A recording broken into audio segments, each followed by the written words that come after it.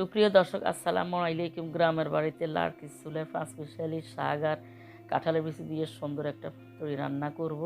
এখানে পাঁচমিশালি শাক নিয়েছি, কুমড়ার শাক নিয়েছি, শাক মানে অ্যালিসিয়ার শাক, তারপরে কলমির শাক। এবার এখানে আমি আমার নিচতলা ফ্লোরে অনেকগুলো কাটাকাটি করছি, ছালটা কেটে লবণ মরিচ দিয়ে খাইছি, তারপরে শশা কাটে নিচ্ছি।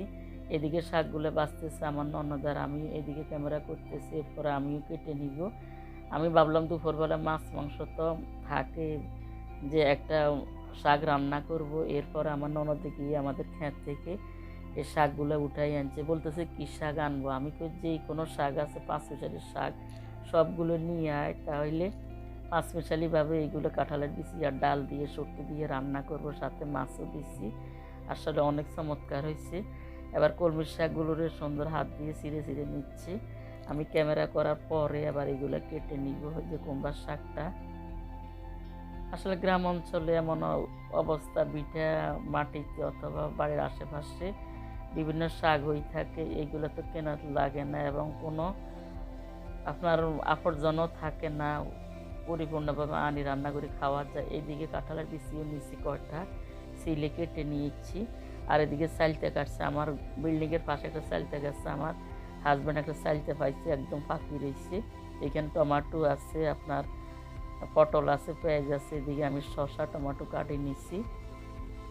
আসলে গ্রামের বাড়িতে আসলে এই রান্নারান্নি করতে লাড়কি ছিল অনেক ভালো লাগে। আমি দোয়াইয়ে চুলাতে রান্না করতেছি, এদিকে ভাত বসাই দিচ্ছি আর এদিকে তরকারি বসাই দিচ্ছি। এরকম লাড়কি চুলা দিয়ে পাতা পুতা দিয়ে ভাত রাঁধতে কিন্তু আমার কাছে অনেক মজা লাগে, অনেকটাই ভালো লাগে। ভাত হইতেছে আর এইদিকে আমি তরকারিটা বসাই দিচ্ছি। এই শাকটা আসলে অনেক চমৎকার হয়েছে, যে ভাতটা বলক এসে গেছে। আর এইদিকে আমরা তো লাবাসালে কোরবানির ঈদের সময় আমার দোতলা বিল্ডিংয়ে উঠে যাব, এই কারণে আমাদের ফাঁকের ঘরে শুধু চুলাটা রাখছি আর চতুর্দিকে একটু খোলা খালি। এইটা আমরা ভেঙে ফেলবো, এটা রাখবো না। এই যে এখানে আমি মশারির ডাল দিচ্ছি প্রায় 1.5 ফুট, তারপরে এখানে সটকি দিচ্ছি, লোটটা সটকি দিচ্ছি, পেঁয়াজ রসুন হলুদ মরিচ সবগুলো মশলাই ব্যবহার করছি। এগুলো দেওয়ার পরে ডালগুলো ফেটে গেছে। এবার এই যে এখানে আমি কাঁঠালের বিচিগুলো ধুয়ে রাখছি, এবার কাঁঠালের বিচিগুলো দিয়ে দিতেছি আগে দিই। এদিকে আমি শাকগুলোকে সুন্দর করে এরকম কেটে কুটে সুন্দর করে পুকুর থেকে ধুয়ে এনে একটি জাঞ্জরের মধ্যে রাখছি, আবার শাকগুলো দিয়ে দিচ্ছি। আসলে আমার পাকটা কিন্তু আমার শ্বশুরবাড়ির সবাই অনেক পছন্দ করে।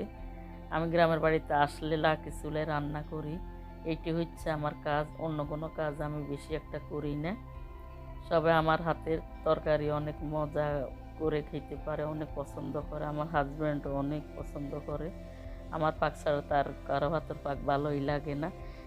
শাকগুলো কমে যাওয়ার পর ঢাকনা সরিয়ে আমি বারবার নেড়ে চেড়ে নিয়েছি, আর আমার শাকগুলো প্রায় 50% হয়ে গেছে। দেখতে পাচ্ছেন সুন্দর একটা কালার চলে আসছে।